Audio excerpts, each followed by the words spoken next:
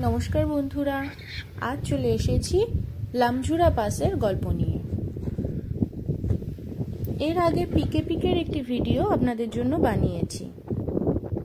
পিকে pick থেকে নেমে জেসমিনে ভঞ্জন থেকে যে রাস্তাটি শর্টকাটে স্যালারির দিকে যাচ্ছে তার ঠিক উল্টো দিকের রাস্তাটি যায় লামঝুরালার দিকে।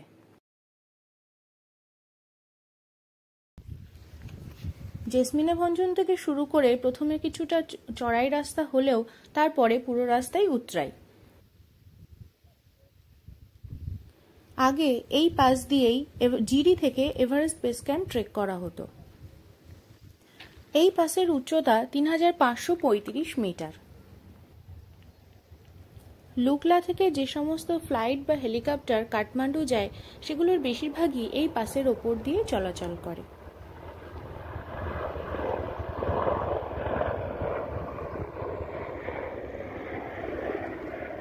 ওয়েদার ভালো থাকলে লামঝুরালার শান্ত সুন্দর মনোরম পরিবেশ মন ভরিয়ে দেয়। তবে অবশ্য এই নিস্তব্ধতাকে ভঙ্গ করে মাঝে মাঝে উড়ে যায় প্লেন বা হেলিকপ্টার।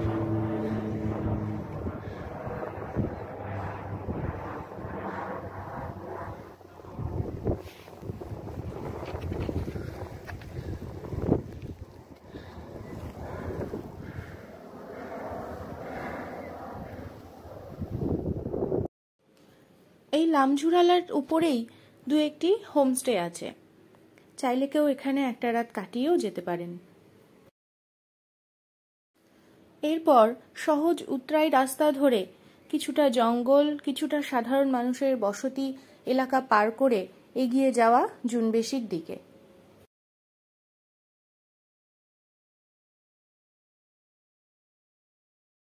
পথে পড়বে বহু প্রাচীন সার্লো গুম্ফা। হাতে সময় থাকলে একবার ঘুরেও আসতে পারেন। প্রায় ৮ ঘন্টা পথ চলার পর জুনবেসি গ্রামে পৌঁছানো। গ্রামটি বেশ বড় ও সুন্দর।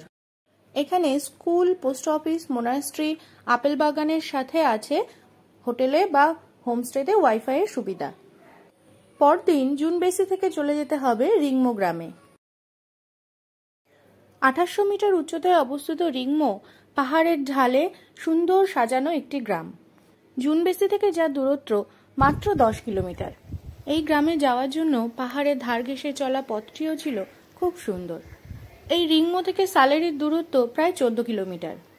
সালেরি যাওয়ার জন্য এখান থেকে ট্রাক্টর বা ভাগ্য ভালো থাকলে শেয়ার গাড়িও পেয়ে যেতে পারেন। পরদিন সকালে ভোর ৫টায় যে বাসটি ছাড়ে সেটি ধরে একদিনেই পৌঁছে যাওয়া যায় মিরছায়া বা কাকরবিটা।